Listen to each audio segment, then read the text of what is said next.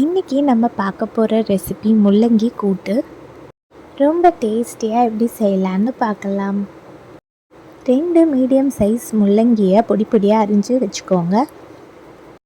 ஒரு கடாயில் எண்ணெய் சூடானதும் கடுகு போட்டு, கடுகு வெடித்ததும் சீரகம் 1/2 டீஸ்பூன் போட்டுக்கோங்க.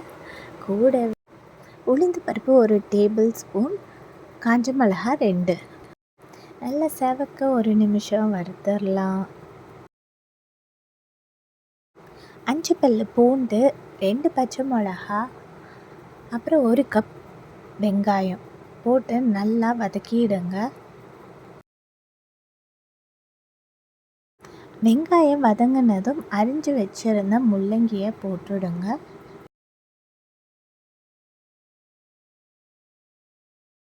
தேவைக்கேற்ப உப்பு, மஞ்சப்பொடி போட்டு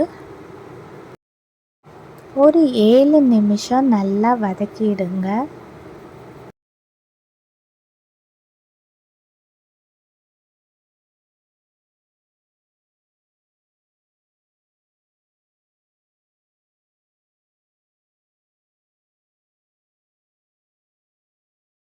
நல்லா சூப்பராக முள்ளங்கி குக் ஆகிடுச்சு.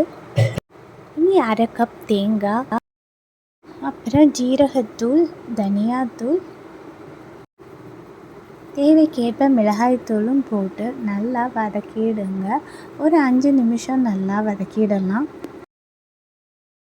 அப்புறம் கொத்தமல்லி கருவேப்பிலை போட்டு, கொத்தமல்லி கருவேப்பிலை போட்டதும் நல்லா சூப்பராக வாசனை வரும்.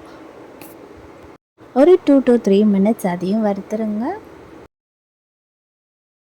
ஏற்கனவே நான் கடலைப்பருப்பு வேக வச்சுருக்கேன். அது 1/2 கப் கடலைப்பருப்பு போட்டுக்கலாம். அதோட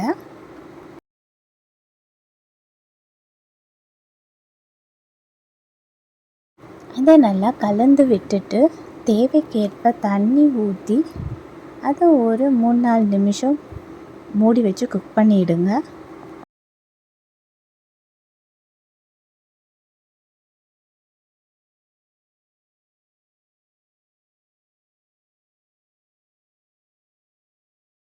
அவ்வளோந்தாங்க, சூப்பரான முள்ளங்கி கூட்டு ரெடி ஆயிடுச்சு. இப்போ அடுப்பை அணைச்சிக்கலாம். ஹோட்டல் டேஸ்ட்டில் இது ரொம்ப டேஸ்டியாக இருக்கும். இந்த கூட்டு கண்டிப்பாக நீங்களும் செஞ்சு பாருங்கள். உங்களுக்கு இந்த ரெசிபி பிடிச்சிருந்தா சப்ஸ்கிரைப் பண்ணுங்கள், லைக் பண்ணுங்கள், ஷேர் பண்ணுங்கள். நன்றி.